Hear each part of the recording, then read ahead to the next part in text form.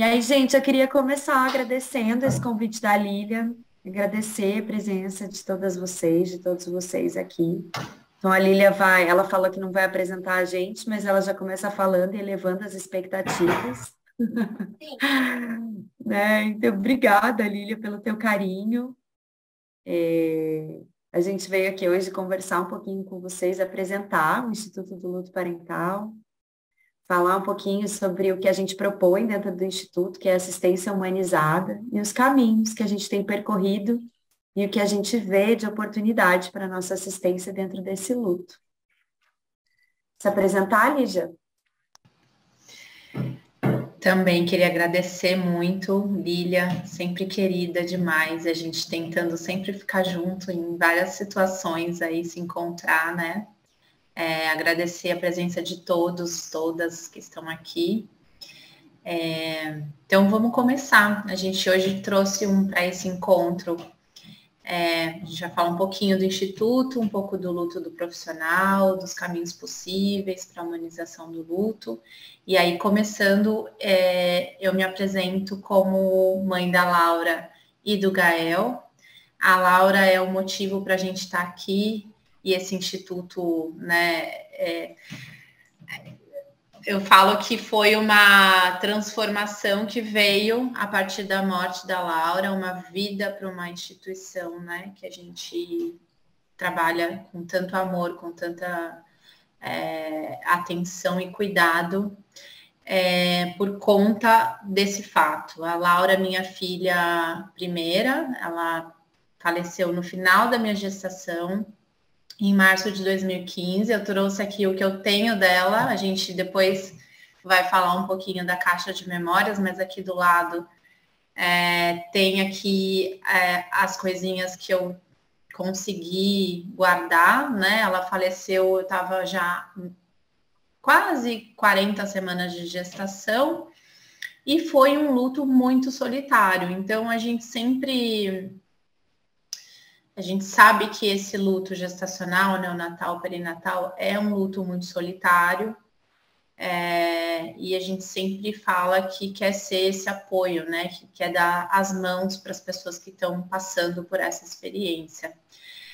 Além da Laura, eu tenho o Gael, que é o meu segundo filho, está aqui na outra foto aqui embaixo. E além da frente do Instituto, eu também estou à frente da Yamani, que é uma empresa que também nasceu por esse projeto. A gente pensou muito em um produto que pudesse ajudar o Instituto, né? O Instituto a fomentar as ações. E a Yamani hoje reverte uma parte da venda dos chás para o Instituto acontecer, para a gente poder atender essas famílias, essas pessoas enlutadas, né, que precisam de ajuda. Eu acho que é isso. Bru, vou passar para você se apresentar. Obrigada. Tá. Gente, eu sou a Bruna, sou mãe também, mãe da Luísa, que tem 11, ó, eu tô me confundindo já a idade dos meus filhos, já tão grandes, do Luca, que tem 9, eu sou psicóloga pela abordagem centrada na pessoa, a gente vai falar um pouquinho hoje sobre essa abordagem, sou designer de conexões pelo Instituto Amuta, é um instituto que estuda as relações a partir do olhar do design, fica aqui o convite para vocês conhecerem, sou iniciadora de um movimento de humanização dos ambientes de trabalho, que chama de pessoa para pessoa. Sou uma das coordenadoras do Instituto do Luto Parental. Então, eu me aproximei da Lígia numa primeira roda de conversa, né, quando a gente ainda era Casa Mãe para Sempre. Então, a Lígia promoveu uma roda de conversa para famílias enlutadas, né, que estavam vivendo esse desafio do luto gestacional, perinatal ou neonatal. E lá eu tive meu primeiro contato com a desumanização deste luto, né? Eu não tive nenhuma vivência, né, aqui comigo de perda e já tinha, né, convivido com pessoas que tinham vivido esse desafio. Então eu era uma daquelas pessoas que repetiam aquelas frases, né, aquelas frases violentas que vocês já devem ter ouvido e talvez vocês já devem ter repetido, né, que é logo você engravida de novo, foi melhor assim, Deus quis assim, entre outras. E aí, nessa primeira roda de conversa, que eu estive com a Lígia, que eu ouvi a história de muitas mulheres, de muitas mães, as vivências delas dentro dos hospitais, com os profissionais de saúde, né, o não reconhecimento, a não legitimação desses lutos. Eu entendi que ali eu tinha uma missão, junto à casa, junto à Lígia, né, de levar essa humanização para as famílias, para dentro das instituições de saúde, por onde eu fosse. Né? Então, eu estava muito próxima ao movimento de humanização do parto, né? E eu não tinha nem noção da necessidade de levar essa mesma bandeira para o luto. Né? Então, a nossa missão hoje no Instituto, então o Instituto ele foi fundado, né? Então, o nosso movimento ele nasceu em 2019, né, Lígia, como Casa Mães para Sempre. E aí foi em 2022, né, que a gente se organizou como uma organização mesmo sem fins lucrativos, e aí trazendo essa missão, né, que é a humanização do luto parental, em especial das perdas gestacionais, perinatais, neonatais e infantis. Né, muito por conta disso aqui, ó, apesar dos números, né, e vocês sabem esses números muito mais do que a gente, né, então deles serem relevantes, né, esse luto ainda é um luto invisibilizado, incompreendido, tabu na nossa sociedade, e de tudo que a gente já ouviu, né, de todas as pessoas que a gente acompanha, o que a gente sabe é que falta informação, falta olhar, falta acolhimento, falta formação profissional, faltam protocolos e políticas públicas que ampliem, que cuidem, né, desse tema. E aí eu estava aqui no começo, estava só eu, a Lília e a Carmen deve ter ouvido. E aí a Lília estava contando que há 15 dias atrás, eu não sei quem estava aqui, mas a Carol veio junto com a Mina para, né, eu acho que vocês passaram o documentário, é isso, Lília? Né, exibir. Pedaço, elas escolheram um trecho. Tá. Então Elas vocês assistiram. escolheram um trecho. Sim. E aí vocês assistiram, né? Então, quem estava aqui, enfim, e quem não estava, né? Fica o convite para vocês procurarem no YouTube, Colo Vazio.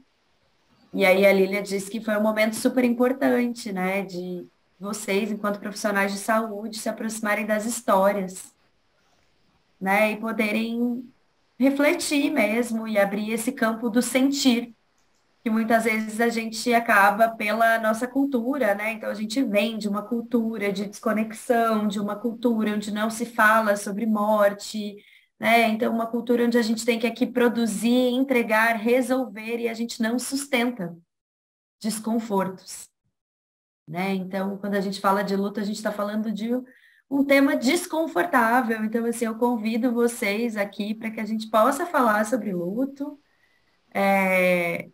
E a gente sustente esse desconforto aqui junto. Você abriu o áudio, você quer falar, Ali?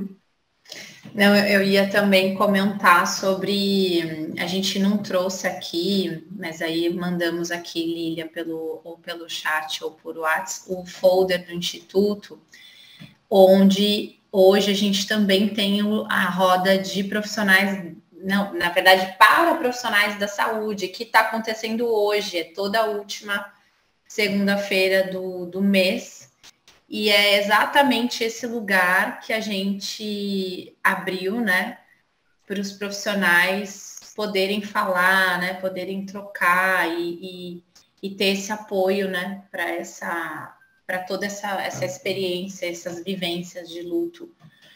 Então era mais isso, a gente acabou não trazendo a linha do tempo, mas a gente começou com as rodas para famílias, lá em maio de 2019. Nós fizemos todo o ano de 2019 presencial em 3 bairros aqui de São Paulo. E aí na pandemia começaram as rodas online.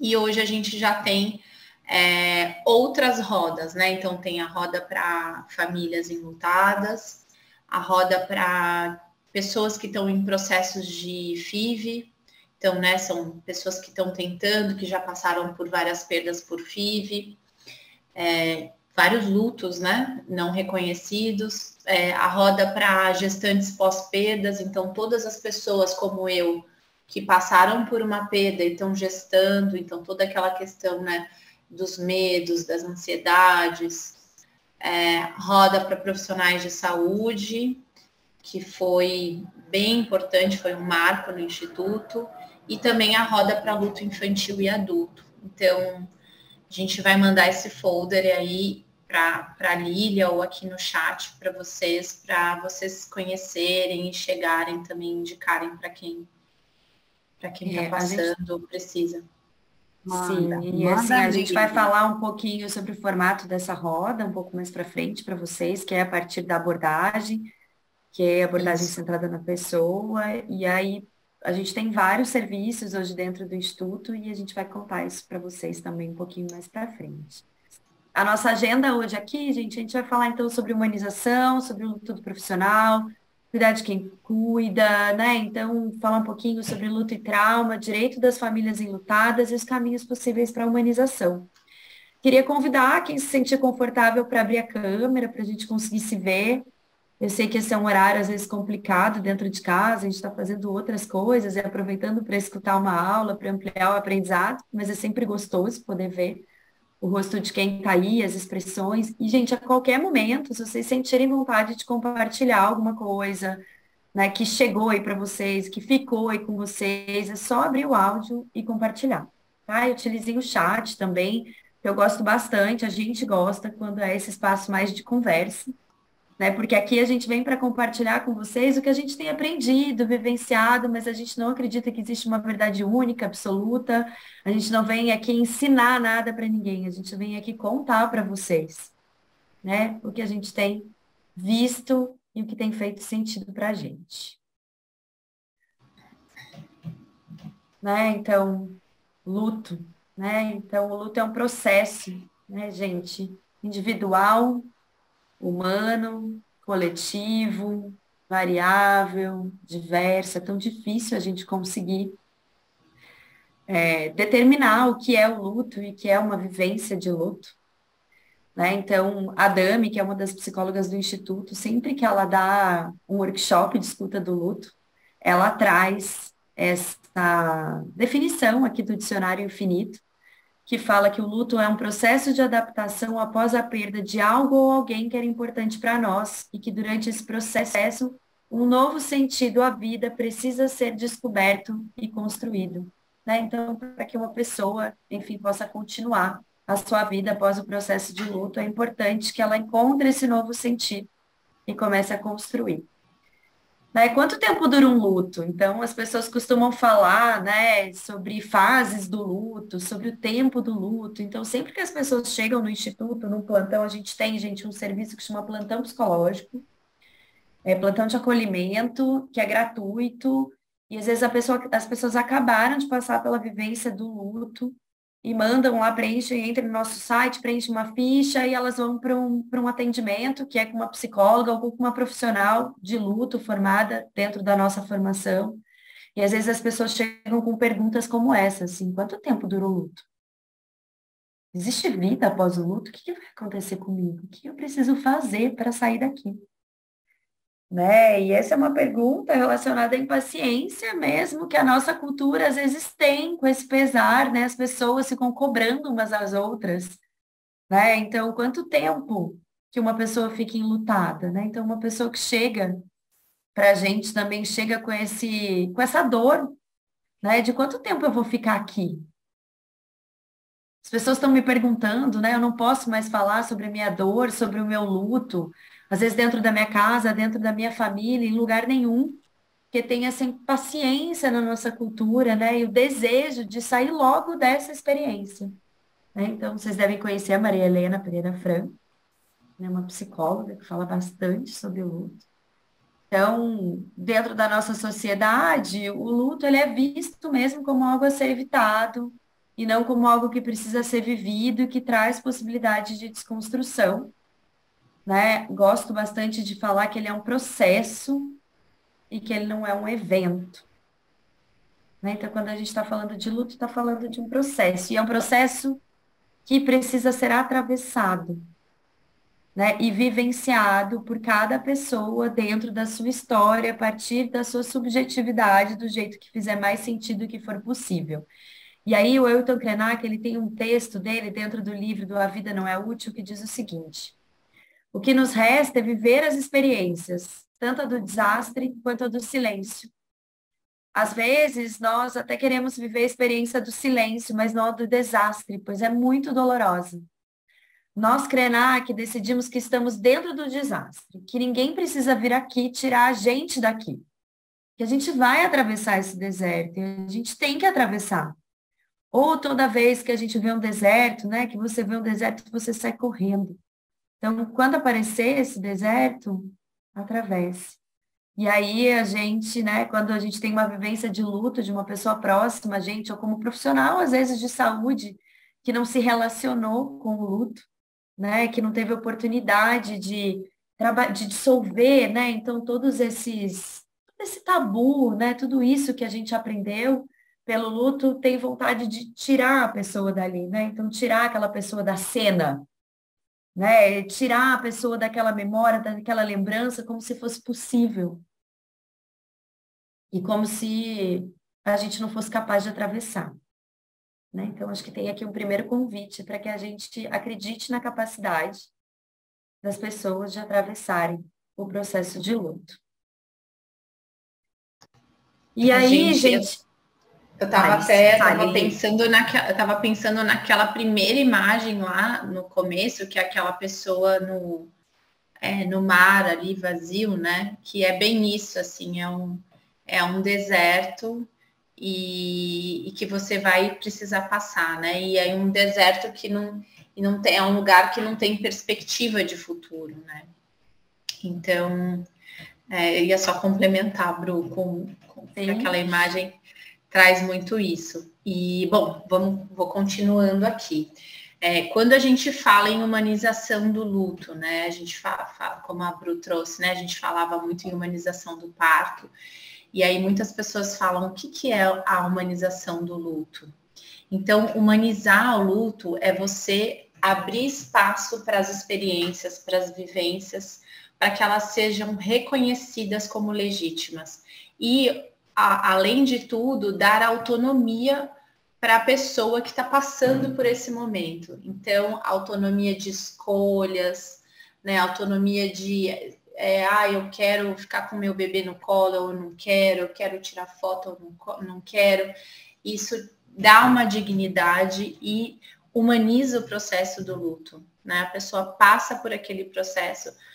Não é de uma maneira mais fácil, né? Mas é de uma maneira mais humanizada, em que ela vai conseguir elaborar esse luto de uma maneira mais saudável. Então, aqui a gente traz uma foto do Grupo Colcha, em que tem uma profissional de saúde, ela está preparando um bebezinho para os pais, né? Então, a gente vê aqui o cuidado, a delicadeza, né, o preparo desse bebê para esses pais receberem.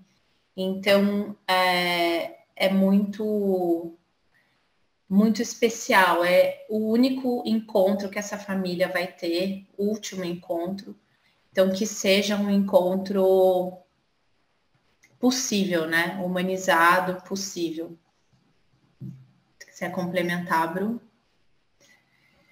Não, eu fiquei com vontade de complementar, né, que a gente fala em humanizar o luto, mas não somos todos humanos, né? Por que a gente precisa falar de humanizar para humanos? Às vezes as pessoas me perguntam, né? E aí quando a gente olha para a nossa história, eu já falei um pouquinho sobre essa história de desconexão, né, do sentir. Então, quando a gente vê que a gente tem uma sociedade que hipervaloriza, né, a racionalidade, a objetividade,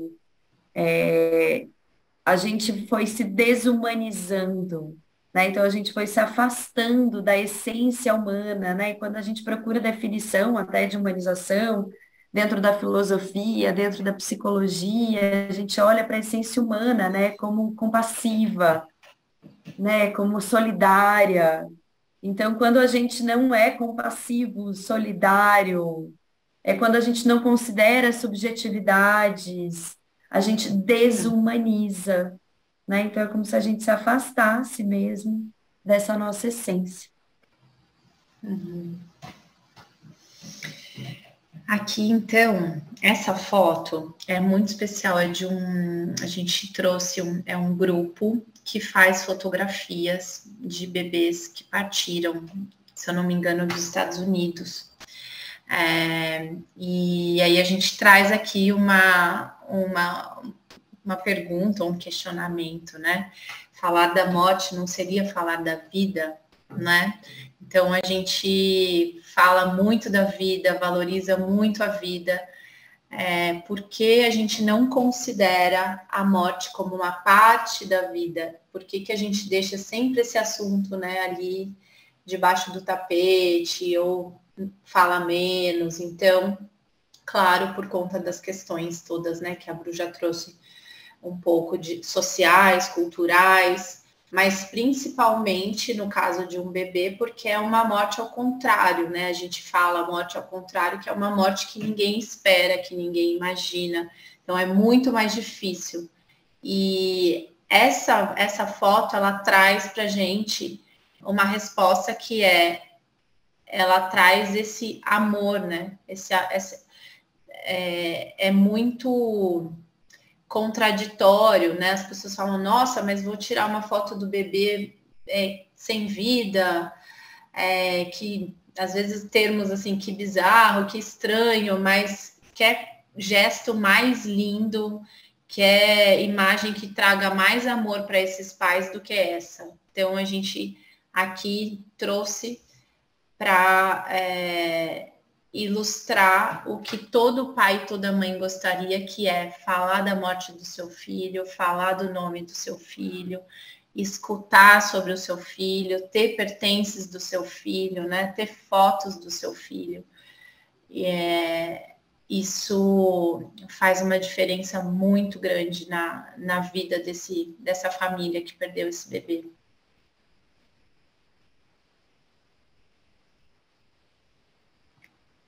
Posso continuar, Bru? Pode continuar. A gente trouxe umas perguntinhas aqui e aí a gente vai trocando, tá? Então, assim, é isso mesmo, é um encontro, então a gente gosta muito de ouvir, de trocar. E aqui a gente traz essa pergunta que é: qual momento você sentiu na sua vida profissional que fracassou, né? Então, falando um pouco do luto do profissional, falando como é para o profissional vivenciar uma experiência de morte de um bebê, quais são os atravessamentos, se a gente consegue elaborar essas experiências, né? Ou se a gente sai ali do hospital ou da clínica e esquece, né? Passam. Então, para a gente refletir. Para a gente poder cuidar de quem cuida, né? E falando disso, pode falar, Bru. Não, vai lá. Não, é exatamente isso, né? Falando exatamente da gente estar inteiro, né? Da gente conseguir cuidar. Então, de como estão os nossos lutos, de como a gente pode cuidar de alguém que está passando por isso de uma maneira integral. Cuidar de quem cuida é muito especial. E a gente sempre traz alguns recursos, algumas sugestões para o profissional de saúde seguir, né? Continuar na assistência seguindo. E aí, para ser cuidado e cuidar de si, a gente sempre fala, refletir muito sobre as nossas crenças, né? As nossas crenças, elas mudam, elas podem, a gente pode estar aberto a crenças novas, então refletir sobre isso, trocar sobre isso, a importância da gente ter também esses espaços, tempos, dispor de outros lugares para compartilhar os sentimentos, as emoções, os comportamentos, falar sobre finitude. A gente fala do apoio psicológico e a gente fala de não negligenciar o autocuidado biopsicossocial. Então, aqui a gente está falando exatamente de tudo que a gente, no Instituto, já trabalha com as famílias, né? Mas agora olhando para o profissional, né? Para esse profissional estar ali na linha de frente, no hospital, né? Muitos ali na parte neonatal, cuidados paliativos, quais são os recursos que ele pode ter para desenvolver essa assistência de uma maneira humanizada e de uma maneira integral. Eu fico pensando, né, quais são os espaços que vocês têm, vocês enquanto profissional de saúde, para que vocês possam compartilhar, né? Então vocês possam ampliar a visão de vocês sobre o luto, sobre as vivências, cuidar dos seus próprios lutos, das suas próprias questões, dos seus atravessamentos, né? Porque aí eu acho que a gente tem também uma grande mentira que foi contada para a gente, mais uma vez aqui fazendo uma crítica mesmo para a nossa estrutura social, que é que nós somos seres independentes, né? E aí a gente precisa resolver os nossos próprios problemas sozinhos, né? Então, assim, um profissional de saúde, né, que sofre por alguém, né, que por uma família que está ali, que perdeu o seu bebê, né, que sofre pela perda de um paciente, não é um bom profissional, e aí não tem espaço para compartilhar com outras pessoas, porque a gente não pode misturar vida pessoal com vida profissional, né? Então é como se a partir do momento que você entrasse ali dentro do hospital, onde quer que seja, dentro do contexto terapêutico, né? Você então esquecesse que você é uma pessoa e ali naquele momento você é só médico, você é só enfermeiro, você é só psicóloga, você é só, né? Enfim, você está ali naquele teu papel e não houvesse uma pessoa ali, né? E é uma pessoa que precisa estar inteira para que consiga ter e ser essa assistência de qualidade, essa companhia de qualidade para aquela família que está ali, e ir muito além, às vezes, dos protocolos que estão disponíveis naquele lugar, por ter um olhar individual para cada pessoa e para cada vivência, né? E estamos adoecidos, né, gente? Então, assim, também sou profissional de saúde e a gente tem vivido tempos muito desafiadores, né? Eu acho que não tem uma pessoa que eu não converso que não está cansada, né? Que não está cansada, que não está com a imunidade baixa, que está doente, que não tem espaço e tempo para autocuidado. Então, como que a gente pode abrir um espaço, né, dentro das nossas agendas, para que a gente possa se cuidar? Para que a gente possa ser companhia, então, para outras pessoas que precisam dos nossos cuidados. Eu acho que todas as profissões, né? Então, todas as áreas, todas as pessoas precisam de cuidado, mas quando a gente está falando da área da saúde, de cuidar, né? Enfim, o quanto a gente precisa estar ali disponível emocionalmente para as outras pessoas e o quanto isso vai impactar na qualidade do nosso atendimento, na qualidade da experiência da pessoa que está ali do outro lado. Então, aqui eu faço um convite, né, para que vocês reflitam sobre isso, né? E como vocês cuidam, então, das perdas e dos lutos que acontecem fora do ambiente de trabalho de vocês, né? Imagino que todas vocês já tenham passado por vivências de luto, né? E será que vocês tiveram oportunidade de cuidar dos lutos de vocês? Vai me complementando, tá? Ali, quando você sentir vontade. Então, vamos refletindo junto, tá, gente? Vocês podem utilizar o chat aqui para ir contando para a gente como é que isso está chegando para vocês. Então, quais sentimentos, né? Então, a perda gestacional, neonatal, infantil geram em vocês.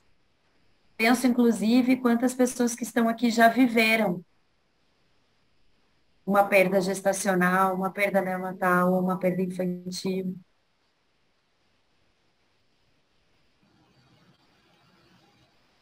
Posso? Pode?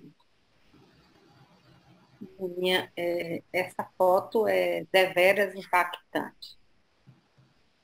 Traz muitíssimas e muitas reflexões para o contexto do que é o motivo para a gente sofrer, né? Que foto maravilhosa para que a gente possa pensar em o que é vida, por que que a gente sofre, quando a gente pode sofrer, por que que a gente pode sofrer. Eu acho que para todas essas perguntas doidas que a gente ouve o tempo inteiro, eu acho que essa foto, acho que agora eu vou copiar essa foto. Quando alguém me perguntar que está sofrendo muito, já passou do tempo, você vai ter outro filho, eu vou pascar essa foto assim, sabe? Para ver se a pessoa reflete.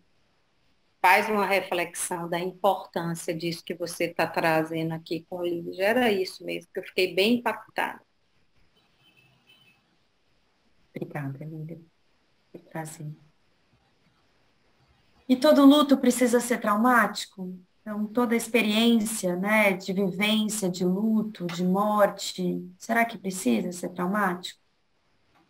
Então, a experiência da morte é por si só uma experiência traumática, né, porque ela tem uma quantidade de energia, né, além do que a gente dá conta de processar. E aí existe o luto dessa morte e o trauma dessa vivência. Para cada pessoa vai ser vivida de forma singular. Quer falar dessa ilustração, Li? Então, essa ilustração, a Júlia, ela encontrou, né, e a gente traz sempre na formação de profissionais, não faz parte de uma aula, que conta como essa pessoa, né, que estava ali no hospital e a sua filha tinha falecido, como ela se sentiu. E aí ela, né, demonstra isso, assim. Ela fala, a bebê estava totalmente em paz, olhando para ela.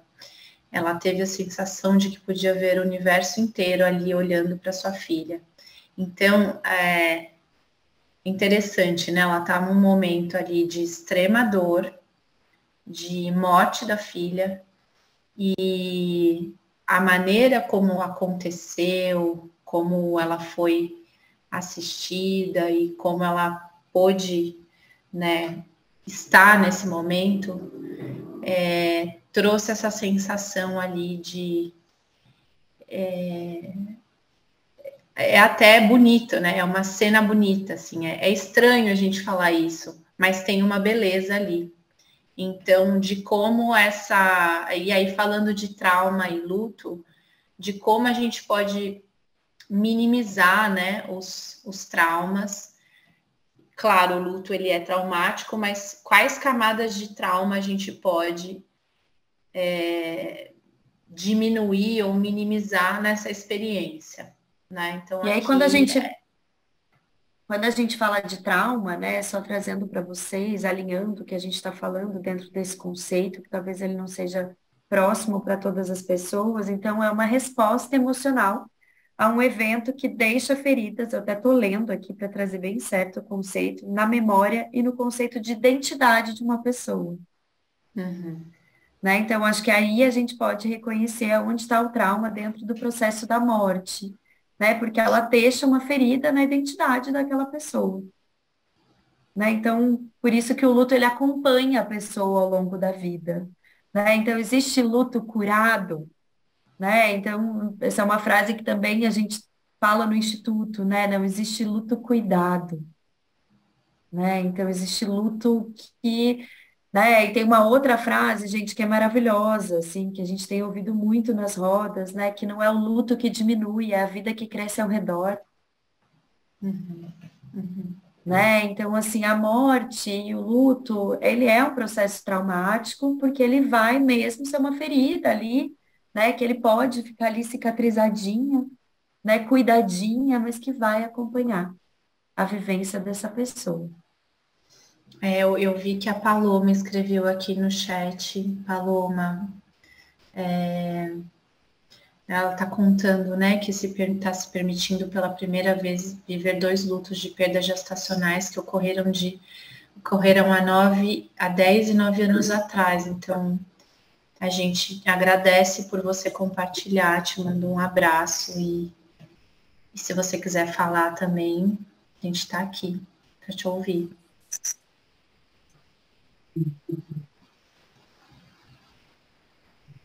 E esse depoimento é seu. Eu trouxe esse trecho de depoimento porque foi uma coisa assim, acho que para mim, assim, a minha experiência, o que foi mais traumático foi, claro que me sentir sozinha, procurar grupos de apoio, né, e não encontrar, Mas mais traumático foi a assistência. Então, não sei, acho que tem alguém com áudio aberto. Então, nessa assistência... Carla, por favor, eu estou tentando fechar aqui, desculpe, Liginha, eu estou tentando... Ah, já fechou, já fechei.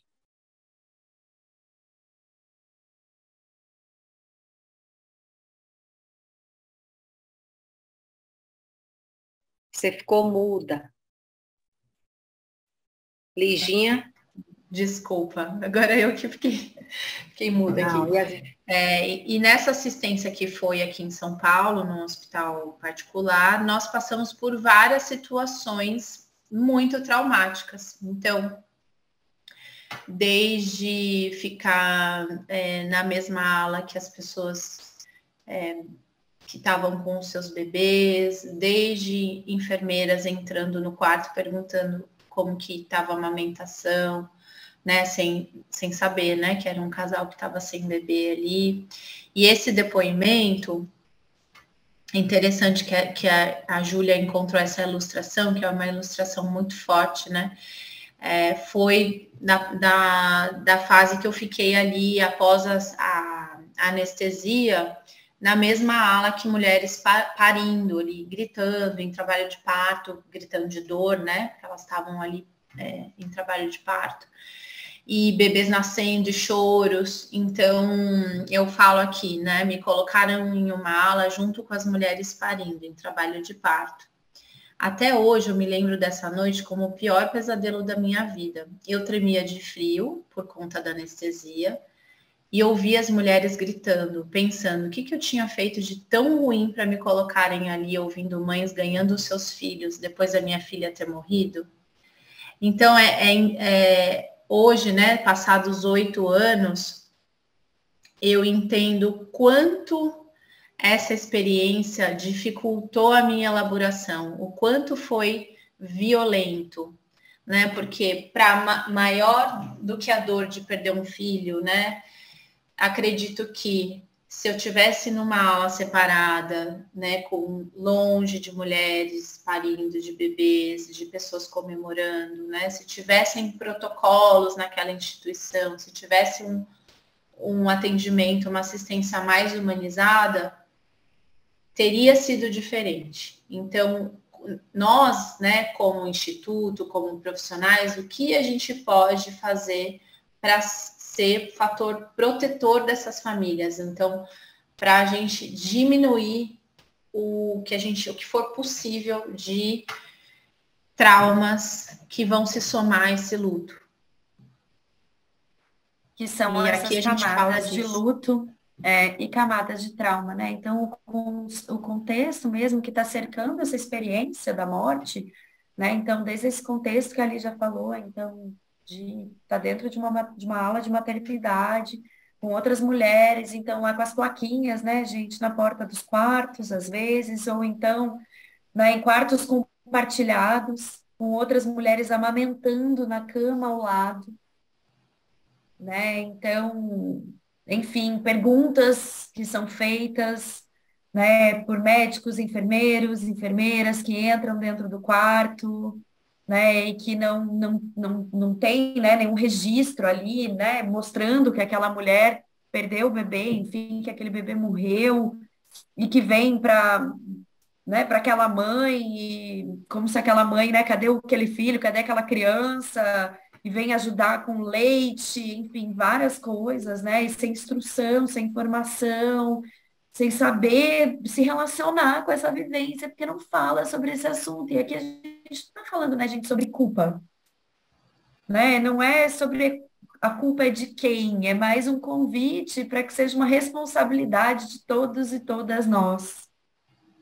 Né? Então, assim como eu contei para vocês lá no começo, que eu já repeti várias coisas, né, que hoje eu sei que foram violentas e que talvez tenham trazido camadas de trauma para vivências de luto de pessoas muito próximas a mim, fico imaginando que dentro do contexto de vocês, vocês também podem identificar, né, que em algum momento vocês já contribuíram também para essas camadas de trauma, né? E o que que a gente faz com isso hoje? Né? Então, hoje a gente faz o que a gente está fazendo aqui. né? Então a gente fala sobre esse assunto para que a gente possa não não ir acumulando, né? E piorando e atravessando toda essa vivência, né? E aí criar fatores protetores para reduzir os fatores de risco do processo de luto. Então, para que a gente possa, né, enquanto profissional de saúde, né, então acho que tem várias coisas que a gente se cuidar, a gente se informar, para que a gente proteja essa mãe, essas famílias que estão vivenciando esse processo, né, e a gente não crie fatores que são ainda mais traumatizantes, né? Então, no momento da morte, né, então os pais estão ali fragilizados, sem condições, sozinhos, não têm nem noção dos direitos. E aí a gente tem pais, né, famílias que não têm noção dos seus direitos e profissionais que também não têm noção para trazer esse auxílio. Quer falar um pouquinho dos direitos, Li? Sim, então quando a gente fala de humanização, né, a gente fala de autonomia, de protagonismo, então os direitos eles também fazem parte dessa humanização, né? Então a gente sempre Garantem, fala, né, a é claro, dignidade. exatamente, a gente sempre fala, claro que os profissionais não vão saber todos os direitos, mas eles podem ser uma mão que vai, né, levar para onde busca essa informação, para onde busca essa ajuda, esse apoio. Então, quando a gente fala em direitos, como a Bruna comentou, lembrou, né, super bem, por exemplo, da doação de leite, né? Vocês já tiveram um encontro com a Natália, Lília? Ou não? Tivemos na semana do parto. Ela deu um show aqui. Foi ótimo, maravilhoso. Legal, Tivemos. legal. Então, a gente fala muito de alguns direitos que são, assim, os pais estão ali naquele momento, né, de trauma, de completa solidão e também não conseguem olhar para nada. E aí a gente fala de alguns direitos mais não importantes, mas mais emergenciais ali, né? Que é a doação de leite. Por que emergencial? Porque acontece, né? Você passou pelo parto, vai acontecer a descida do leite, vai acontecer de muitas vezes, como foi comigo, de colocarem um medicamento sem me contarem. Então, me deram um medicamento, enfaixaram as mamas e é isso. Então, a doação de leite está acontecendo ali no momento, na assistência, e um direito da mulher doar esse leite ou não, a descida do leite está acontecendo, né? Então, saber a importância de informar para essa família, e porque para essa mulher, escolher vai fazer toda a diferença. Não é que a gente está falando que a gente indica doar leite, não. Cada um vai ter o seu caminho, a sua escolha, mas que ela tenha a informação correta, que ela saiba dos seus direitos, né? Então, aqui a gente fala da doação de leite, a gente fala do registro do nome do bebê, então, a gente, não entrando muito, sabe que, né, falando rapidamente, sabe que até 20 semanas, 20 semanas, uma altura e um peso, esse bebê fica no hospital, e a partir de 20 semanas, altura e peso determinados, esse bebê pode ser sepultado. Então, hoje já existe uma lei que permite que os pais que querem levar esse bebezinho com 20 semanas, né, menos de 20 semanas para casa, possam sepultar esse bebê. Então, é uma informação importante, né, que é o enterro e cremação. O registro civil, que é o nome do bebê, muitas pessoas não sabem, mas elas também podem colocar o nome do bebê, não deixar ali o que o cartório geralmente faz, que é natimorto de, né, como foi meu caso, natimorto de Lígia e Thales. Então, informar para os pais que eles podem questionar no cartório. Informar também sobre as licenças maternidade e paternidade, né? Então, o que o profissional pode fazer para essa mulher pedir essa licença, esse afastamento. Então, aqui a gente fala de alguns direitos e de alguns direitos imediatos, que são aqueles que ali na assistência é muito importante a gente direcionar, mas também, né, no Instituto a gente fala de direitos que a pessoa depois ali, por exemplo, em casos de licença maternidade, paternidade, muitas vezes você vai entrar com essa licença depois, e aí tem questões de CLT estatutário, né, que um tem, outro não tem. Então, da importância do profissional poder ser essa mão que fala, olha, você pode procurar aqui, você pode, né, buscar apoio em alguns lugares que vão orientar essa família. Pode continuar. Eu estava lendo a mensagem da Paloma aqui. Eu tô sem acesso ao chat, porque agora eu tô vendo, mas como eu tô Ela projetando, conta que desculpem. voltou a trabalhar com 3 dias. Então, é isso mesmo, né, Paloma? A gente. Eu voltei depois de um mês. Imagina, tive a Laura, foi uma cesárea, com 39, quase 40 semanas, e voltei em um mês. E não fui informada nem pelo obstetra, nem pelo RH, porque era uma bebê natimorta, eu poderia ter ficado os 4 meses em casa. Então, realmente é muito importante, assim, pra gente se recuperar e pra gente escolher, né? Tem gente que quer voltar, tem gente que deu um mês, deu 2 meses, quer voltar, vai mesmo dar autonomia, que é o que a gente está falando desde o início desse encontro.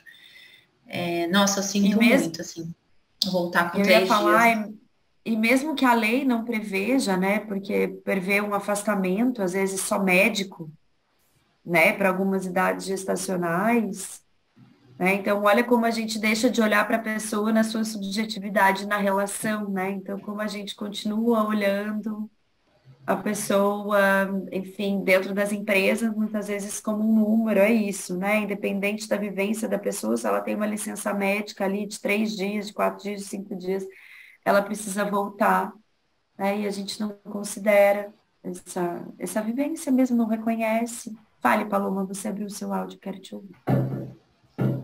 Depois de muito tempo tentando, né, engravidar, aconteceu isso e eu continuei tentando depois. Mas como ninguém compreendia o que eu sentia, eu me calei. E fiquei na tentativa de ter outro filho depois. E eu sinto muitíssimo que a maneira como eu lidei com a maternidade dos meus... Eu tive 2 filhos depois dos 2 bebês que não desenvolveram. Eu acabo que eu vejo hoje que eu sou super protetora e o medo era só perder de novo. E aí agora eu tenho que lidar com isso também, né?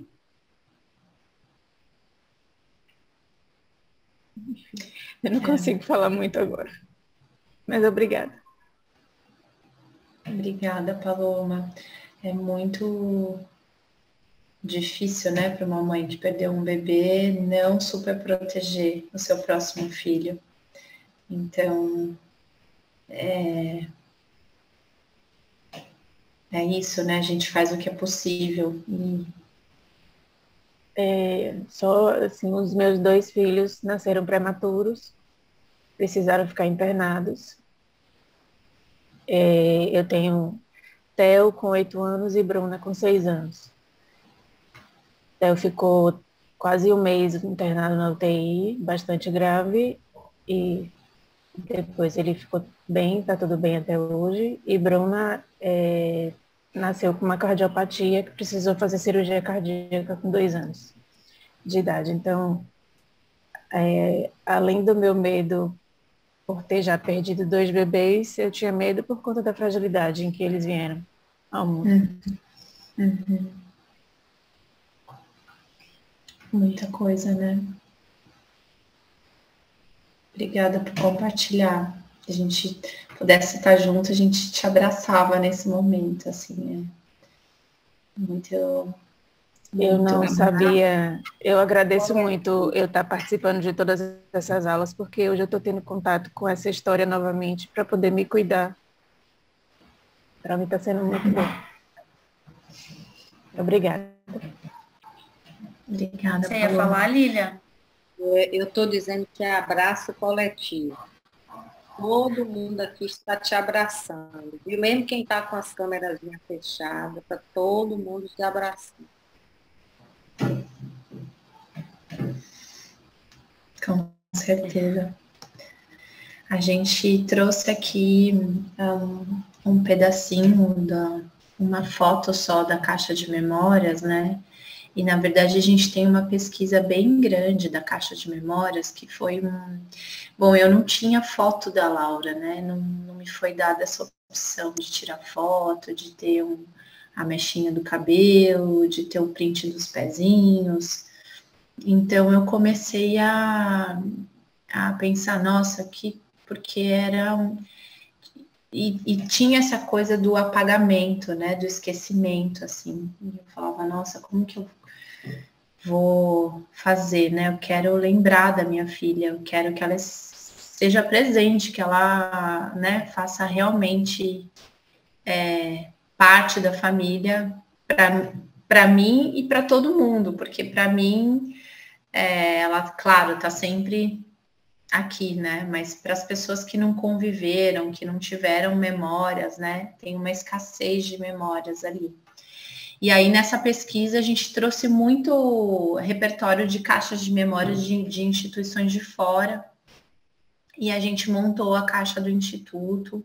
Essa é uma foto de uma caixa de memórias que a gente fez especialmente para uma doação na Casa Ângela e no Hospital Campo Limpo, na nossa primeira turma da formação de profissionais. E aí, quando a gente fala da caixa de memórias, a gente fala dessa escassez das lembranças, né? Das memórias impalpáveis, de que isso se soma, é uma dificuldade ali, né? No processo, na experiência do luto. Então, a caixa de memórias, ela contribui para esse vínculo, essa conexão, esse espaço, esse lugar de afeto, né? E de lembrança. A caixa, ela pode ser, no meu caso, eu mesma fiz a minha caixa, a gente pode oferecer a caixa, oferecer de montar junto a caixa, dependendo da instituição, né, se é possível ou não, e é muito simples, né, então tem mães que perderam bebês com 8 semanas e falam, mas como que eu vou ter uma caixa de memória de um bebê que, né, de uma perda tão precoce? E dá para fazer muita coisa, dá para ter ultrassom, carta, alguma música. Aqui nessa caixa tem o porta-retrato, tem um diário, tem uma ilustração, tem os saquinhos para o cabelinho, alguma lembrancinha da maternidade. E a ideia é essa, né? A gente conseguir ter esses registros, essas memórias palpáveis desse bebê, né? É um artefato de conexão, né, gente? Assim, é um espaço onde você pode se relacionar com a sua vivência, né? E cuidar dela, né? Para que a gente não se perca mesmo na nossa subjetividade, né? Então, quantas, né, mulheres eu já não atendi e que falam que eu tenho medo de esquecer tudo que eu vivi. Eu não sei se tudo que eu vivi foi verdade ou se foi um sonho, um pesadelo, né? E aí você não, aquilo que você não materializa, né, de alguma forma, fica mais difícil para que você possa olhar, inclusive em perspectiva, e fazer companhia para aquilo que está em você. Né? Então, como a gente às vezes tem dificuldade de se relacionar com os nossos sentimentos, né, com as nossas vivências internas, então quando a gente traz esse artefato de conexão, é um espaço de cuidado, né, para esse processo de luto, de reconhecimento e de cuidado.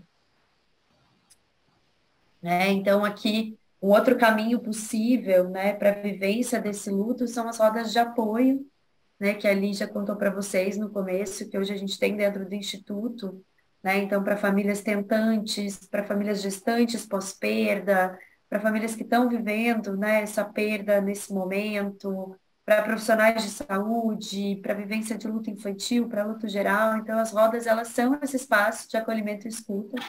Eu sempre falo que o que a gente precisa na vida é de companhia de qualidade, né? O que que é essa companhia de qualidade? É alguém que escute a gente de forma empática, né? Que legitime a gente na relação, né? Tem uma definição de amor do Humberto Maturana, que é um neurobiologista chileno, que eu gosto bastante, que fala que amar é ver o outro como legítimo outro na relação, né? Então, legitimar, né? Então, a roda é esse lugar de legitimar as vivências, né? Então, convido aqui vocês para participarem das rodas de profissionais, mas também, se quiserem se aproximar de um lugar de escuta das vivências, né? Então, as nossas rodas são cheias, né? Então, a gente chega a ter 30 pessoas nas rodas, é um lugar de muito compartilhamento de história, é um lugar sentido como um lugar muito seguro, né? Até porque toda a nossa facilitação é um espaço aberto,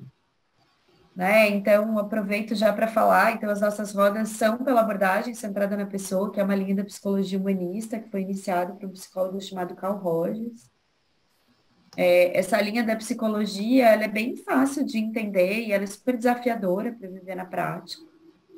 Ela é um convite de um jeito de ser e estar nas relações com as pessoas, né, que abre espaço para que elas possam ser quem elas são, que legitimam as vivências. Então, hoje, nas nossas rodas, né, o que que a gente faz? É o que faz um facilitador numa roda de conversa, né? Abre espaço e sustenta desconforto, né? Não traz conselho, não traz dica, não diz como tem que ser, o que está certo, o que está errado. Então, tem espaço para pessoas que trazem com muita força a sua espiritualidade, a sua fé, e tem outras pessoas que estão no momento de descrença total em relação à vivência do luto. Então, pessoas que estão num momento, né? Até porque o luto, ele não é um lugar, né? Eu alcanço um lugar e eu fico para sempre ali. Então, às vezes as pessoas veem, elas, de acordo com a roda, estão em lugares diferentes, né? Em relação aos seus próprios sentimentos e tem esse espaço, né? Então, tem espaço para quem está ali, está xingando e está vivendo esse desafio de forma muito brava e com muita raiva, e outras pessoas que não, que estão querendo se relacionar com os seus próprios lutos de uma forma mais acolhedora, mais compassiva. E a abordagem, ela abre esse espaço. E aí, Marcos, eu já abro para você aqui, só vou falar um pouquinho mais da abordagem, já abro aqui. Então, ela tem uma grande crença, que chama tendência atualizante, sabe, gente? A crença de que as pessoas são capazes de atravessar.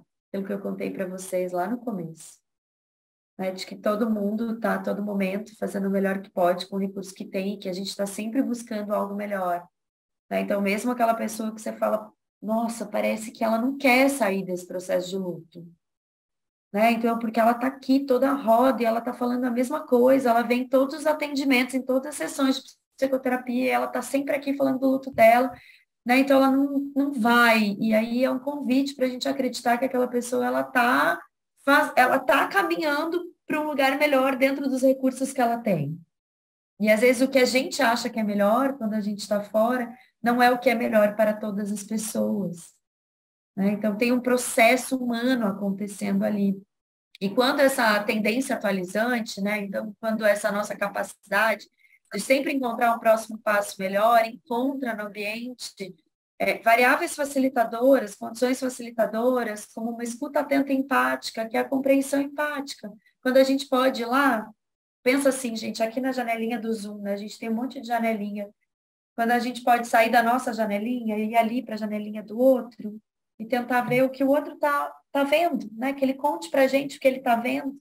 Então, a gente possa se aproximar da vivência dele sem julgamento, né? Então, quando a gente abre espaço de aceitação incondicional positiva, né? Então, para eu estar com você, eu estou ao seu lado de forma incondicional, reconhecendo a sua vivência como legítima.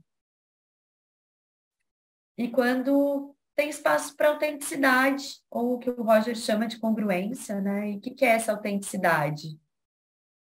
é que eu possa atravessar o meu luto da forma como é possível para eu atravessar. E aí vai ter dias em que eu vou estar sem vontade nenhuma de falar, vai ter dias em que tá tudo bem, em que eu tô com vontade de falar, momentos onde eu tô com raiva. Então, quando há esse espaço de congruência, de autenticidade,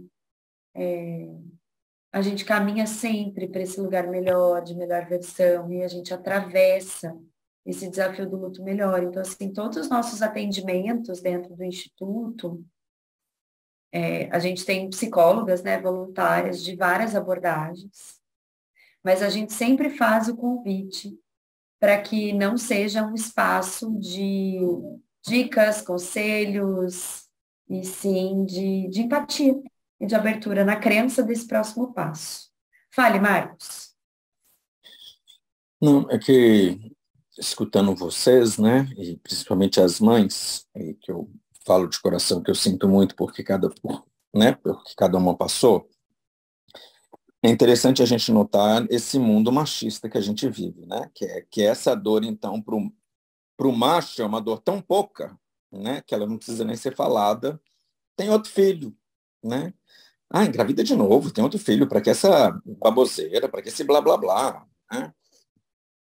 E a gente vê as corporações, né, que a gente tem que lembrar também que as corporações são feitas para dar lucro. Então, o RH não deve nem falar, porque se ela já pode voltar, por que eu vou falar que ela vai voltar em 4 meses? Que ela tem o direito de voltar em 4 meses, né? E no hospital, o que mais me impressiona é colocar uma mãe que perdeu seu filho junto a uma mãe que está amamentando um filho, né? Porque isso é uma falta de insensibilidade muito grande. Não é só questão de falta de espaço, não. É falta de sensibilidade. Uma enfermeira entrar dentro de um quarto, perguntar como que está a amamentação, sendo que a paciente perdeu o bebê, né? Então, são muitas coisas que eu acho que a gente precisa andar enquanto comunidade, porque as dores, elas só são muito faladas, né, quando elas são vendidas, né? A gente tem 2 exemplos aí que a gente já viu na semana passada, que, né, eu até não gostei muito da comparação, não, mas existe uma comparação. Um submarino, né, afunda com 5 milionários, a notícia é mundial e por dias e dias e dias, e se falando como que era, o que deveria ser feito, né? E você vê um barco que 100 crianças virou, o barco virou com 100 crianças morreram, e não se falou. Então, a dor, infelizmente, ela é uma dor para ser tocada, ela praticamente precisa ser vista, né? E a dor, eu acho que a dor que vocês passam é uma dor que ninguém quer falar, né? Então, é a dor do deixa para lá, vai melhorar, né? Não tem nada pior para uma mãe, que eu atendo mãe que perdeu, eu sou psicólogo, eu atendo muito pessoas enlutadas, e principalmente pais que perderam seus filhos. E não há frase pior para esses pais do que a frase do que seu filho virou um anjo, né? Eu tenho uma mãe que ela gritava uma vez no consultório: eu quero um diabo dentro da minha casa, mas meu filho, eu não quero que ele seja um anjo no céu. Cadê meu diabo? Eu prefiro meu diabinho aqui. Então, são frases que a gente precisa aprender, né? Mas é aquele assunto que o número proporcional, aí a gente cai, né, Paloma, infelizmente, na proporção, né, que é pequena, né? Então, para que trabalhar? Para que modificar? Só algumas pessoas que vão sofrer isso aqui, né? Então, a gente, enquanto profissional da saúde, a gente tem que também, a partir do momento que a gente escuta isso aqui, né, a gente tem o privilégio de escutar essa aula aqui, o privilégio de estar nessas aulas semanais com a Lília, a gente não pode escutar e a semana que vem está tudo normal, a gente não fazer nada, né? Então, a gente precisa chegar no hospital e a gente precisa chegar e conversar com o assistente social. Aqui, se uma mãe perder um bebê, eu gostaria que você explicasse para ela quais são os direitos que ela tem, né? Então, são passos que a gente precisa começar a aprender a dar para a gente não ficar no ouvir sem produzir, né? A gente precisa aprender a produzir. em cima dessas dores, porque senão a próxima mãe vai passar a mesma coisa. Então são espaços como esses que a gente precisa aprender a aproveitar, né? Porque a gente está falando aqui, praticamente, para quem acredita nessa dor, mas a gente precisa falar também para quem não acredita que essa dor exista, né?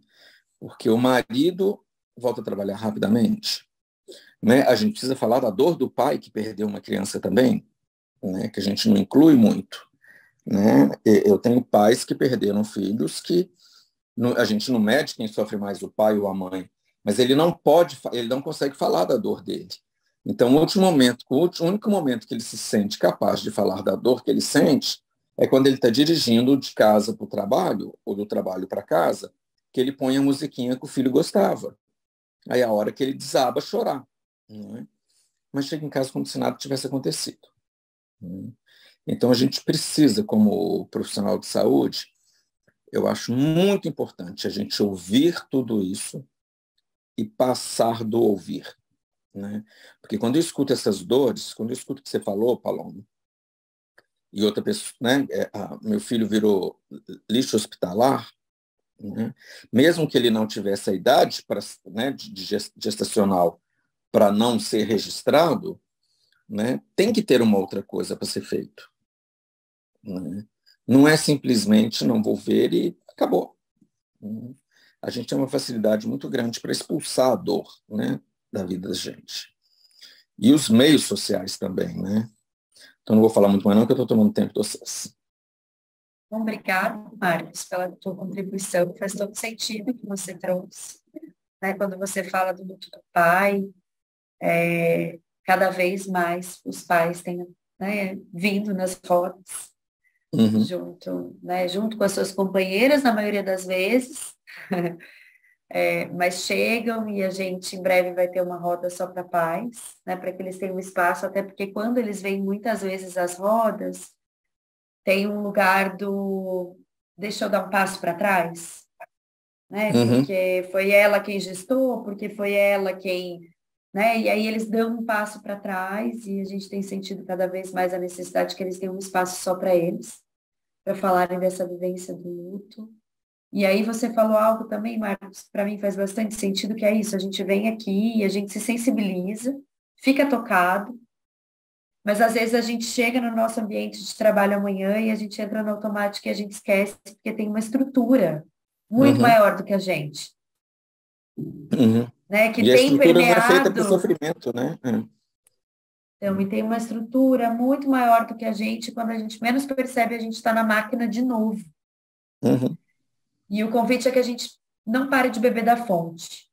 E o que é beber da fonte, né? Então, assim, é ouvir as histórias, é se aproximar dessas narrativas, tá aqui discutindo sempre em grupo, para que a gente consiga ressignificar mesmo o nosso jeito de estar nas relações com as pessoas.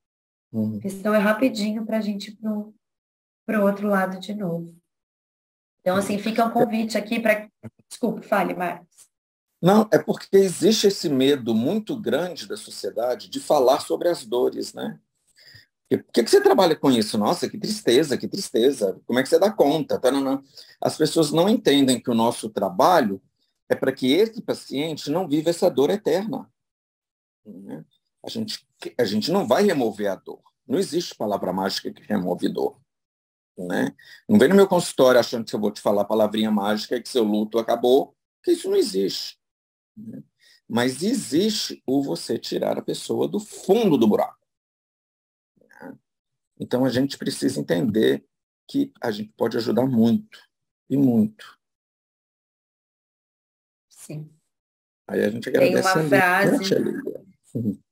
tem uma frase que eu gosto muito que diz: se o seu olhar se transformar, vai transformar o que olhar.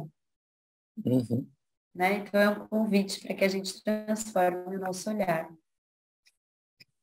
Então, aqui, né, algumas diretrizes de suporte. Lili. Interessante, né, que o Marcos trouxe, né, do que a gente pode fazer amanhã, né? Então, a gente sabe que não existe um protocolo institucional obrigatório. Então, a gente, inclusive, participou de um projeto de lei por 2 anos, né, que está em votação na Comissão da Mulher, que é um protocolo, é um projeto de lei que ele institui um protocolo federal para todas as instituições, maternidades de saúde. Então, tanto na separação de leitos, quanto na questão da doação do leite. Mas a dificuldade maior para o profissional, né, eu sinto que é estar numa instituição e manejar essa situação de maneira que ele consiga, não tem um leito separado, mas o que eu posso fazer? Posso colocar lá no final do corredor, né? E aí a gente fala aqui das diretrizes, né, das guidelines, nesse sentido, assim, né, que são diretrizes que vão promover, facilitar, ajudar nesse manejo na humanização do luto e nessa não é uma dança, né? Mas como que o profissional vai poder ser ajudado também, porque muitas vezes o profissional quer fazer, o profissional faz a diferença, mas a instituição dificulta muito. Hoje a gente tem um livro da Heloísa Salgado, que vai estar aqui no final da aula, que ela traduziu os protocolos do Canadá e tem uma publicação em inglês e em português, que são essas guidelines que ajudam nesse processo, auxiliam no detalhamento dos procedimentos a serem realizados, abre espaço para as escolhas e preferência das famílias. E esse projeto de lei, a gente continua lutando para que ele saia, e aí vai facilitar muito, né, para todos nós. E você teve, né, Lígia, visitando recentemente, não? Hospitais fora?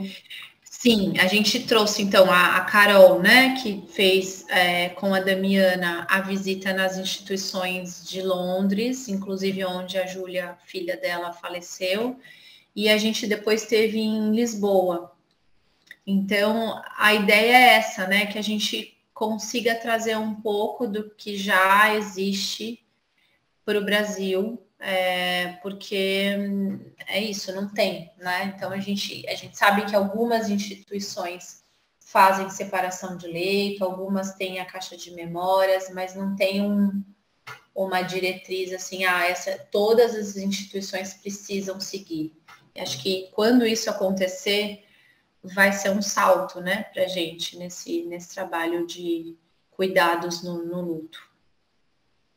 E acho que tem também, gente, um outro convite, né, que às vezes o hospital que você trabalha não tem protocolos, né, não tem ali diretrizes muito bem estruturadas.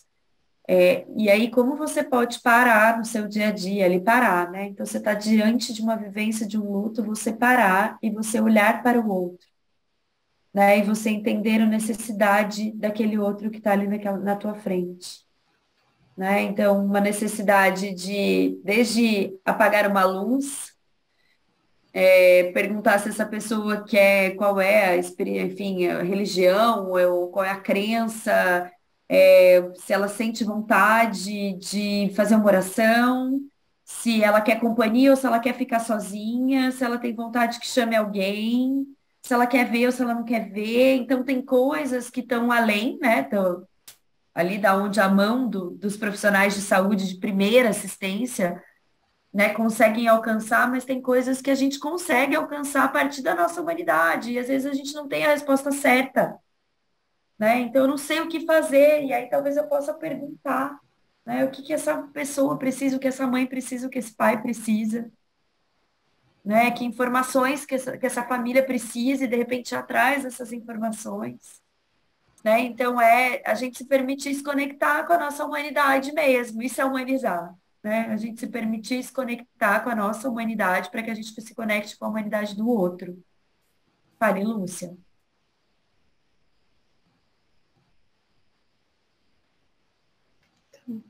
Tá mutado. Desculpe que eu tô no celular e aí eu tô meio sem saber direito como liga esse áudio. Eu percebo, né, que mais do que umas... Claro que as políticas são importantes, mas o que a gente está fazendo aqui é muito mais, porque a gente está sensibilizando pessoas que trabalham em instituições diferentes e que pode, no dia a dia, seja alguma coisinha pequena, né, que a gente começa a fazer e, de uma certa forma, a gente vai contagiando, né, quem está próximo da gente. Isso eu tenho visto onde eu trabalho, e essas pessoas estão, assim, eu percebo, né, que há uma mudança de comportamento, uma mudança de olhar, né, porque a gente tem, de uma certa forma, criado esses espaços, e esses espaços aqui que vocês estão aqui com a gente hoje, está sendo muito importante, muito importante. Então, obrigada aí por vocês terem, né, estar junto com a Lília, porque vocês não sabem a quantidade de sementes que vocês estão espalhando. Obrigada, Lúcia, Obrigada, por compartilhar. Eu queria complementar isso de Lucinha. Eu estava aqui escutando vocês, e é verdade mesmo que a gente precisa ter protocolos, a gente precisa ter políticas, a gente precisa falar mesmo com as pessoas sobre isso, mas esses espaços também são muito potentes, porque a gente está criando uma responsabilidade com essas reflexões que vocês trazem, que todas as conversas que a gente teve desde março até hoje vão criando sementes, como diz Lucinha, nos obrigando a cada um de nós a não ser mais como a gente era até então. É isso que eu acho que o que Marcos traz, de que amanhã não pode ser igual, e eu certamente acho que ninguém, quando sai dessas discussões, sai da forma como entrou. Eu hoje recebi um áudio de uma pessoa muito querida, me agradecendo por estar aqui nesse espaço, pelas nossas conversas e pelas mudanças que isso tem gerado no exercício da profissão dela. Então, está valendo a pena. Ela está por aqui, eu não preciso dizer o nome, a pessoa sabe quem é, eu só posso dizer que você é uma pessoa muito especial, que essas mudanças que você está achando que foi eu, não foi eu, é você de você para você mesma, nas reflexões disso que a gente está pensando, discutindo e conversando aqui, quando Lígia e Bruna se dispõem a estar aqui, como Carol de Londres, meia-noite lá no fuso horário dela, se dispôs a estar aqui, e todas essas pessoas que já estiveram aqui, encontro muito especial com o coração de cada um de vocês. E vocês é que vão fazer essas mudanças, mas é verdade que a gente precisa ter políticas públicas, mudar um monte de lei, isso é verdade, porque senão as coisas elas não funcionam mesmo. Porque senão o limite, né, a gente não tem o alcance que a gente gostaria. Né? Então, acho que quando a gente traz as políticas públicas, a gente tem um alcance muito maior e a gente consegue sustentar, inclusive, para que os profissionais de saúde, todos nós, né, que a gente não seja sobre atos heróicos, né, aquele único, né, dentro daquela equipe, dentro daquele hospital, né, e a gente tenha todo um coletivo mesmo, olhando para as necessidades humanas, para as subjetividades.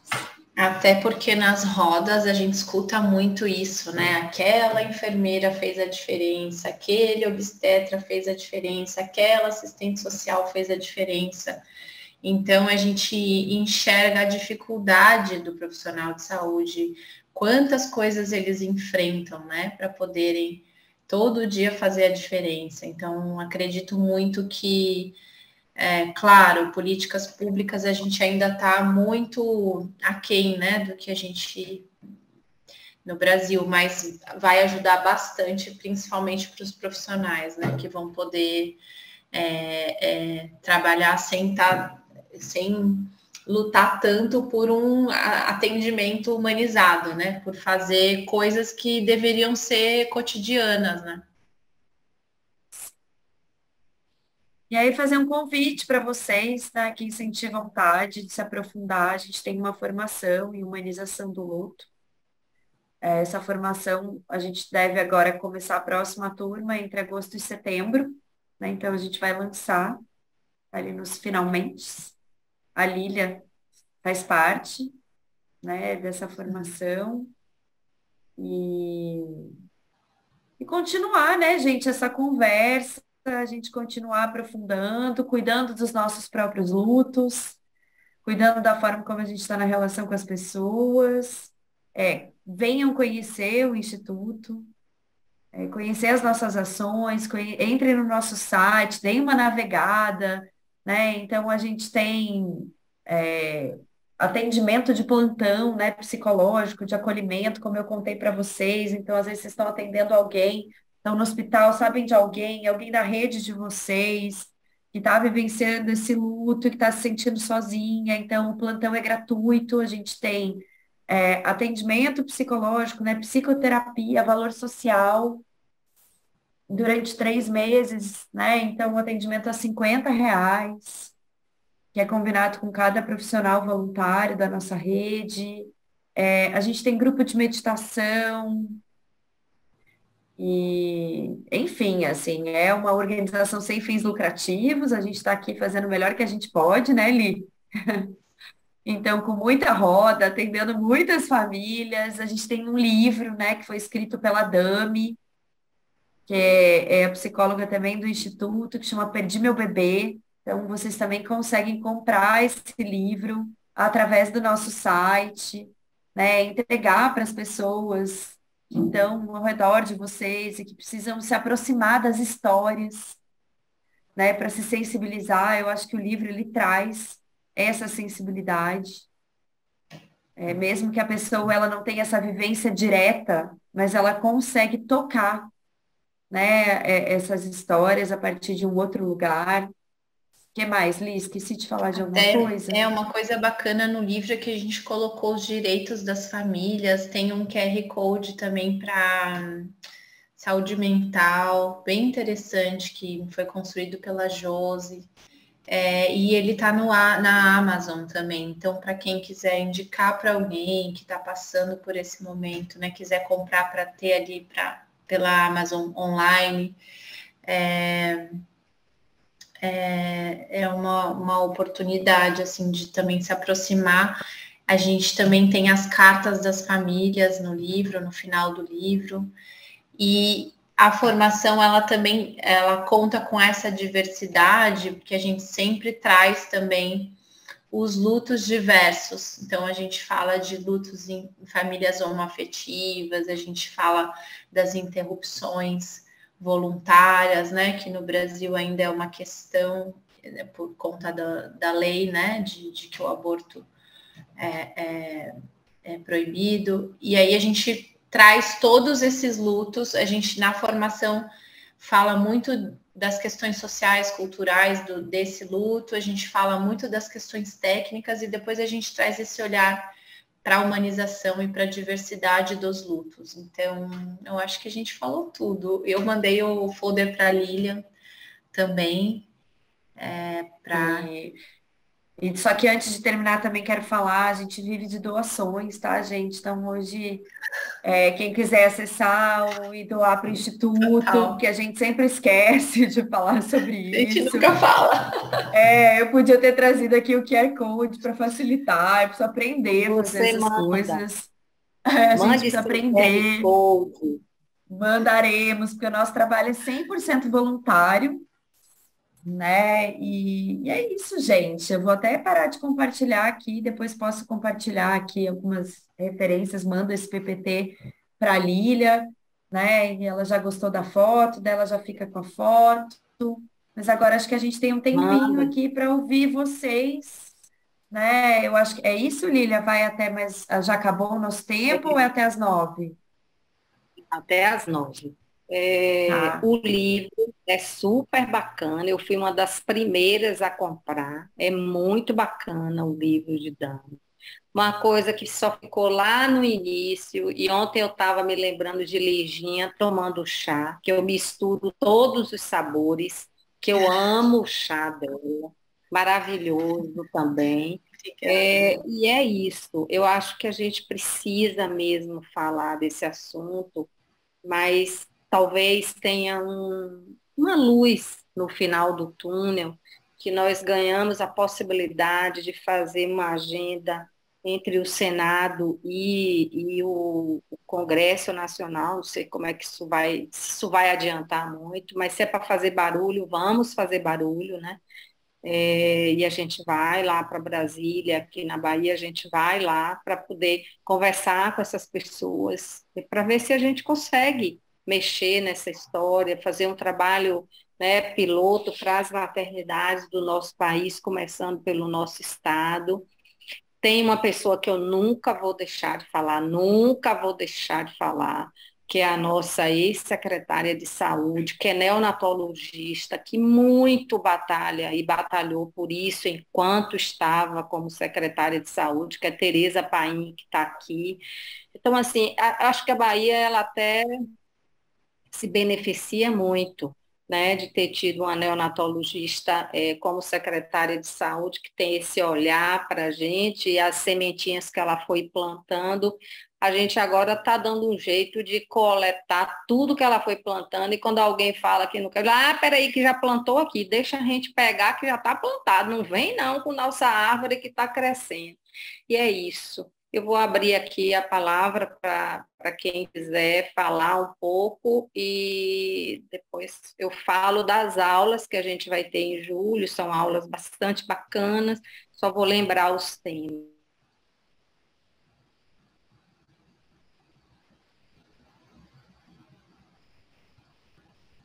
Vou abrir esse espaço aqui para quem quer falar. Fale, Tereza. Tereza. Então, eu vou falar, né? Ela fala sempre, eu vou falar um pouco agora.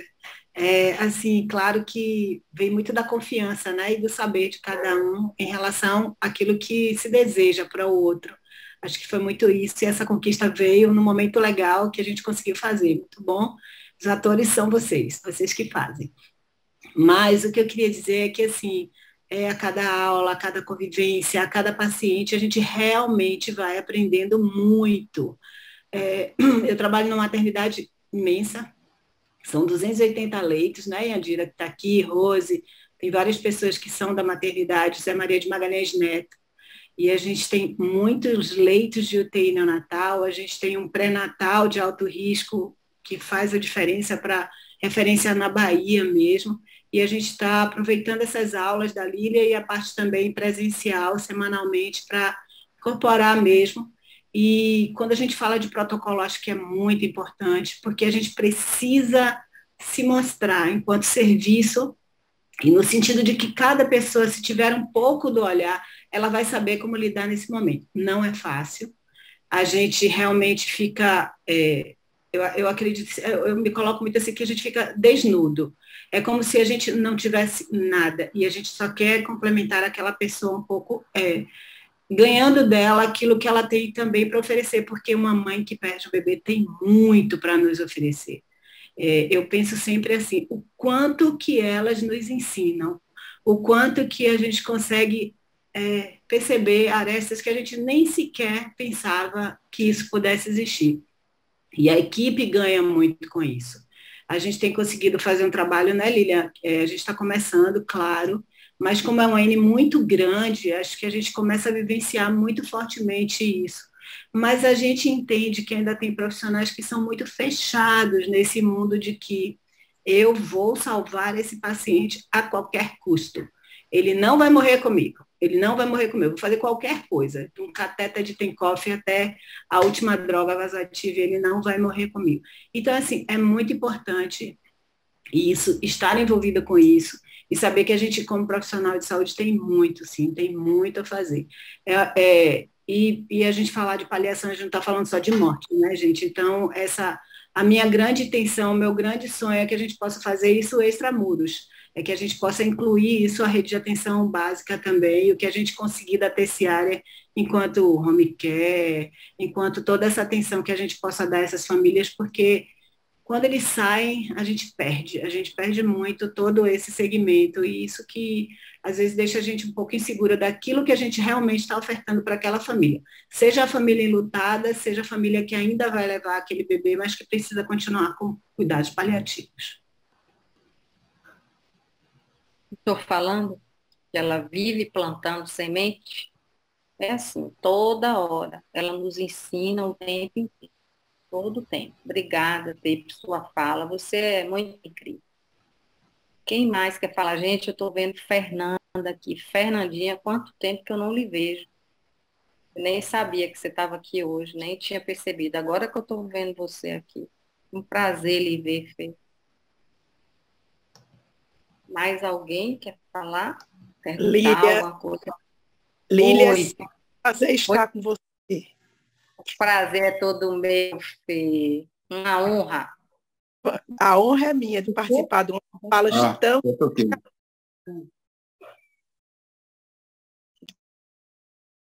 Lucinha tá querendo vir para a Bahia. O povo da Bahia, a gente deixa. Cadê Lu? Eu não estou vendo Lu aqui, mas a gente vai deixar a Lucinha vir para a Bahia. Vem, a Lu. Tereza, Lucinha é Acho que alguém chefe apertou de para uma do que eu. Puxa. Mas fica aqui perto. Gabriel, eu vou te Lucinha é chefe de uma UTI de referência, não sei se você já viu na hora que ela se apresentou em algum momento, de cardiopatias e de asfixiados graves. Então, ela tem um trabalho também muito bacana no Rio de Janeiro, porque ela hoje está meia dodóizinha. E aí tá assim, vá tomar conta de você. Pode ficar tranquila aí. Mais alguém quer falar? Quer perguntar alguma coisa? Oi. Eu Vai quero lá, falar de Paulo. novo. De novo. Desde que eu comecei a assistir, né, as aulas todas aqui, eu venho entrando em contato com as minhas questões pessoais e eu não paro de falar sobre isso em todo lugar que eu vou, com todas as pessoas que eu encontro, no meu dia a dia de trabalho e pessoas da família. E da minha família ou amigos muito próximos, eu pude conversar com 3 pessoas que viveram de alguma forma semelhante ao que eu vivo, o que eu tenho vivido. E é tão bom quando a gente consegue encontrar alguém próximo para poder falar sobre o que a gente sente e poder também partilhar desse conhecimento para que as coisas não fiquem escondidas, né? O quanto que eu pensava que essas questões eram algo que não era para ser vivido, algo que era para ser substituído por outras memórias afetivas. Mas é algo que deixa um vazio muito grande. E eu não conseguia entender o que era que eu sentia de vazio e que eu estou podendo entrar em contato agora. E poder ajudar outras pessoas eu acho que é muito importante também nesse processo todo, viu? Eu já dei uma olhada no Instagram do Instituto, já vi que tem o atendimento, que tem livro. São coisas muito importantes de a gente conhecer. Esse universo eu não tinha nem noção de como funcionava, não tinha noção de como era. Só tinha minhas crenças limitantes, né? Como muita gente faz, a gente sempre acha que depois você consegue, tenta mais uma vez e não pensa no passar por aquele processo todo e viver, mesmo que seja triste. É muito difícil. Mas é muito importante, né? E eu venho descobrindo isso por agora. Obrigada a todos. Estou muito grata. Lívia. Obrigada, Paloma. Oi, Laura. Tudo bem? Tudo Olha jóia. Eu quero agradecer aí o convite de Lúcia, que me convidou e que pediu se eu podia assistir, está sendo fantástico. Eu queria fazer uma pergunta. Eu trabalho numa UTI, que ela é uma UTI privada. Na verdade, são 2 pedaços de UTI, uma tem 60 leitos e outra tem 20 leitos. Eu só faço terapia intensiva. Assim como a Lúcia, eu trabalho bastante com asfixiado, eu trabalho no interior do estado, eu recebo crianças de 46 cidades do estado do Rio de Janeiro, que vêm de toda sorte de transporte, né? E a minha realidade é uma realidade SUS distante da minha casa. Então, a realidade SUS distante da nossa casa, quer dizer, recebo crianças de até 180 quilômetros de onde eu estou. E a gente tem muita dificuldade com como é que a mãe vem junto com essa criança e a gente fica muito triste com isso. A gente está num projeto agora de montar a Casa da Mãe do Prematuro, que é uma casa que vai acolher essas mulheres enquanto os filhos estiverem internados e à distância das suas casas. A gente tem alguns projetos para introduzir isso. Isso eu tenho 44 anos de formada e de 42 de neonatologia. Eu acho que se eu fizer só neonatologia muito pouco, eu preciso deixar alguma coisa pronta para as pessoas que vão tocar adiante daqui a pouco. Eu queria ver com vocês se a gente consegue, porque na verdade a gente vem trabalhando as pessoas, e vem conversando com as pessoas, e vem intervindo, e vem ensinando, e vem pedindo há muito tempo, né? Então a gente tem a caixinha de memórias, é uma coisa super legal, porque a mãe produz a caixinha de memórias dentro de um sistema social muito bacana. Dentro da UTI, a caixinha fica com uma caixinha plástica e ela transfere as memórias para a caixinha dela.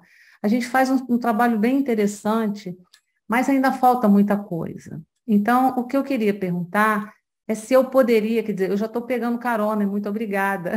Que carona maravilhosa aí de vocês. Mas eu gostaria muito de ver a possibilidade de eu ter mais umas pessoas assistindo. A gente tem Residência Multi, que é um serviço privado que atende 70% das crianças SUS, porque eu faço parte de um programa do governo do estado há 21 anos, que recebo crianças, 70% dessas crianças vêm de uma central de regulação, por isso que são de muitos lugares. Então, eu queria ver se e temos residência de neonatologia, residência multiprofissional em psicologia, fisioterapia e enfermagem. Então, eu queria ver se a gente conseguia trazer um pouco essas moças que são bem novas para essas reuniões. Queria ver se eu podia trazer algumas das pessoas que fazem a diferença no serviço para contagiar outras pessoas que precisarão fazer diferença para assistir às reuniões de segunda-feira. Então, a minha pergunta eu tenho como trazer umas pessoas, eu não sei se muitas, mas um pouquinho dessas pessoas, para não ser só eu a falar, só eu a transmitir para elas, seria possível? Laura, é só você pegar o link e dar e chamar quem você quiser. Muito obrigada. Essa sala é para todos. A gente não, tanto que é um link que a gente não pede nem senha, né? Então, assim, é aberto, a intenção é essa mesma, de que a gente possa falar disso com mais pessoas, com estudantes, principalmente, nas suas formações, né? Que a gente não fala disso na faculdade. Então, fique à vontade, pode chamar quem você quiser e dar o link para quem você quiser. Não Muito obrigada. de ser específico. Não, a gente faz isso para o Estado, mas a gente compreende que conhecimento é uma coisa para ser distribuída. E Ok. quanto mais pessoas escutarem Lígia falar, Bruna falar, e todas essas outras pessoas que já passaram aqui, e nós pudermos fazer a troca que a gente tem feito, isso só faz com que as maternidades melhorem, com que nós possamos nos melhorar também. Fique à vontade, estão todos convidados, tá Tá bom. certo? Obrigada, Lígia também, Bruna, foram maravilhosos. Eu vou fuxicar todo o site agora, daqui a pouquinho. Obrigada. Eu queria, antes de encerrar, dizer para vocês que segunda que vem a gente não vai ter aula, porque eu vou estar em Brasília com o negócio da frente paliativa e eu descobri que é até às 10 horas da noite, de 8 às 10 da noite. Então, eu não vou conseguir entrar. Então, a gente não vai ter aula, vocês vão folgar segunda-feira. Aí, no mês de julho, começa com Paula, que vai falar de cardiopatias congênitas e cuidado paliativo. Depois com Cadu, que vai falar de bioética 1 em neonatologia. Depois a gente, em agosto, vai ter bioética 2 com Lara. A gente vai também ter esse mês com Neolânio, que é de Brasília. A gente vai falar de plano de cuidado e ele vai falar um pouco da experiência dele de extubação paliativa em neonatologia. E no fim do mês, que é a última segunda-feira, a gente vai voltar a falar de luto com Heloísa, que é uma psicóloga lá de Ribeirão. No mês de agosto, a gente vai ter algumas questões importantes de espiritualidade, importantes de enfermagem, aquelas questões todas daqueles meninos crônicos que ficam em nossas unidades, cheio de ostomias, cheio né, de um monte de coisa, e aí eu vou contando para vocês, mas eu também vou mandar. Laura, eu não sei se eu tenho o seu telefone, depois me dê um toque que eu fico mandando para você também, tá certo? Ok. Sintam-se todos bem-vindos aqui a esse espaço. Tem algumas coisas no site aqui, evento de sucesso, documentários.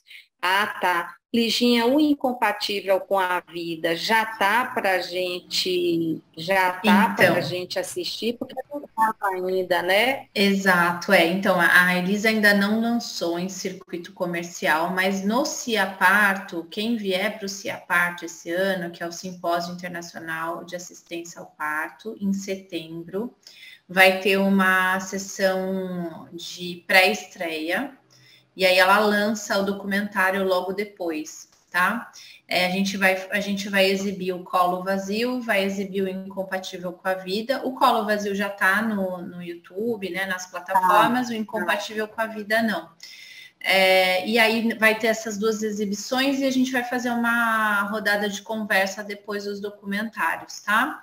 A gente provavelmente vai vender o livro lá no Ciaparto. Então, para quem também vier, a gente vai estar com um livro lá. E é isso, só agradecer mais uma vez a todos, todas, Lília, maravilhosa, que está sempre com a gente, e Bruna também. É isso, gente, boa noite. Que a gente possa ser multiplicador de tudo isso, né, que a gente está dividindo aqui, compartilhando. Obrigada, gente, pela escuta atenta de vocês. Eu agradeço profundamente, Bruninha e Liginha. Muito obrigada por vocês estarem aqui com a gente hoje. Hoje vocês tinham roda e não estão lá para estar aqui. E posso dizer para vocês, vocês podem passear lá nas rodas também, que são muito legais, viu? Como diz Bruninha, eu vou assistir essa aula para eu decorar 2 frases, Bruninha, que você trouxe hoje, que eu também vou repetir ela toda vez agora. Eu gostei muito de 2 frases que você trouxe. Então, muito obrigada a vocês duas. Um beijo no grupo. Obrigado a todos vocês. Boa semana. E daqui a 15 dias a gente se encontra. Tá bom? Beijo grande. Tchau para todos. Boa noite, gente. Boa noite. Tchau, Lília. Tchau, Liginha. Muito obrigada, viu? Obrigada.